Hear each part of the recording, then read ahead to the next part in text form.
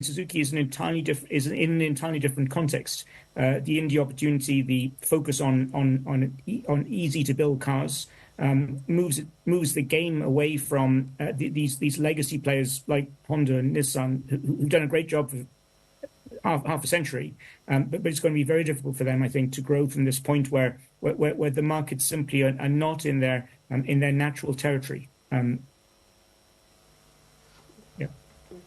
Even though you've said that the story lies elsewhere, and obviously we've highlighted places like India and China, there was a time when, of course, the Japanese auto market was kingpin, and amongst those, the biggest kingpin of them all was Toyota. So with the cancellation of this Honda-Nissan merger, where does it leave Toyota domestically?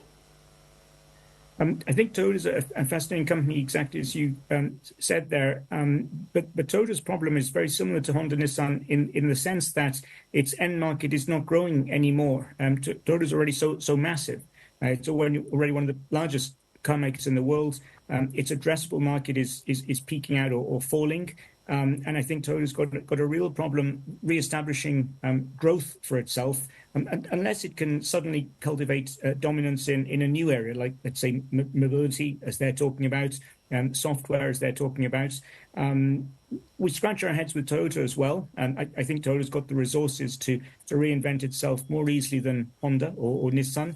But there's still a lot of question marks around Toyota. It's very important to remember, of course, that the last 3 years have seen an almost unprecedented decline in the Japanese currency. And guess what? Toyota is the biggest beneficiary of that. If you look in constant currency, removing currency gains, Toyota's actually been in profit decline for several quarters now. And I think if the yen normalizes, investors will become more aware that Toyota is actually in profit decline. And that's going to be quite a negative for the stock. So we're cautious on that. We're cautious again on Honda, Nissan because of their addressable markets, and our focus is really, like I said, on Suzuki, which is an entirely different context, an entirely different market.